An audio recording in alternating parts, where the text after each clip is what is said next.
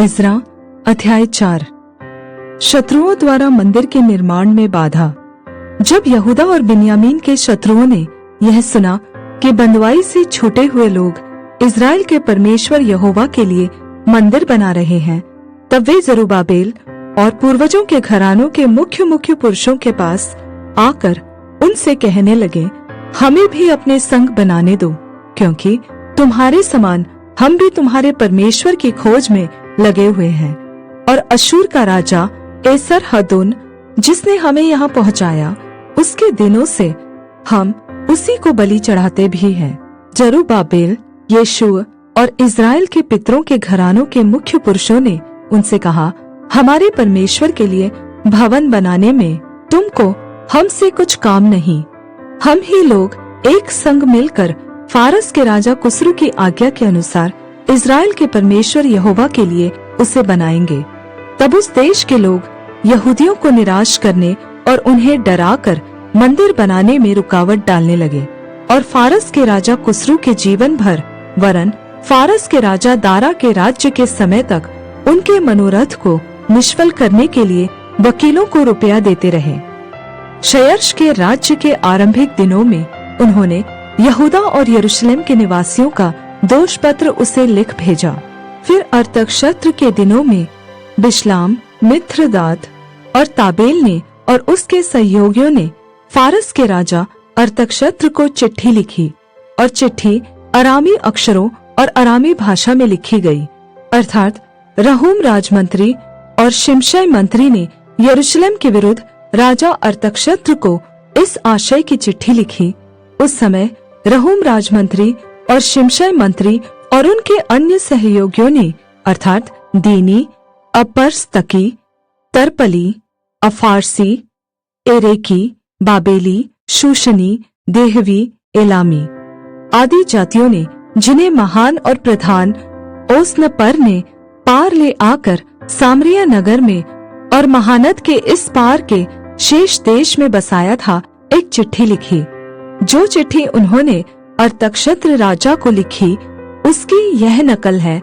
राजा अर्तक्षत्र की सेवा में तेरे दास जो महानद के पार के मनुष्य हैं, तुझे शुभकामनाएं भेजते हैं। राजा को यह विदित हो कि जो यहूदी तेरे पास से चले आए, वे हमारे पास यरूशलेम को पहुँचे हैं।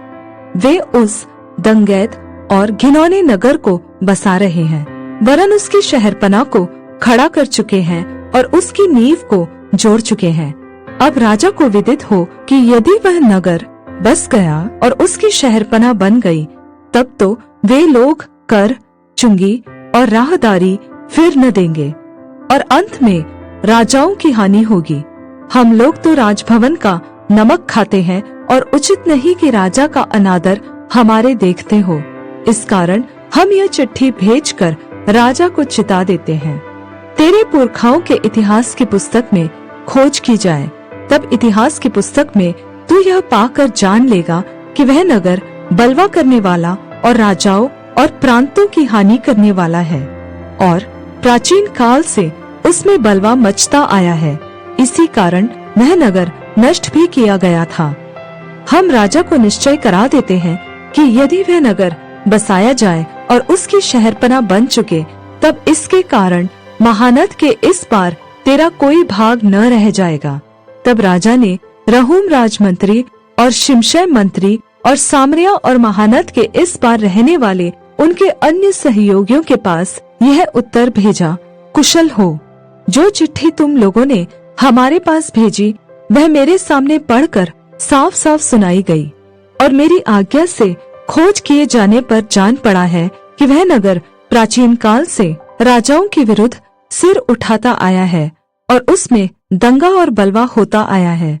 यरूशलेम के सामर्थी राजा भी हुए, जो महानद के पार से समस्त देश पर राज्य करते थे, और कर, चुंगी और राहदारी उनको दी जाती थी। इसलिए अब इस आज्ञा का प्रचार कर कि वे मनुष्य रोके जाए, और जब तक मेरी ओर से आज्ञा न मिले, तब तक वह नगर बनाया न जाए। और चौकस रहो, इस बात में ढीले न होना, राजाओं की हानि करने वाली वह बुराई क्यों बढ़ने पाए। जब राजा अर्तक्षत्र की यह चिट्ठी रहूम और शिमशै मंत्री और उनके सहयोगियों को पढ़कर सुनाई गई, तब वे उतावली करके यरूशलेम को यहूदियों के पास गए और बलपूर्वक उनको रोक दिया। तब परमेश्वर के भवन का काम जो यरूशलेम में है रुक गया और फारस के राजा दारा के राज्य के दूसरे वर्ष तक रुका रहा।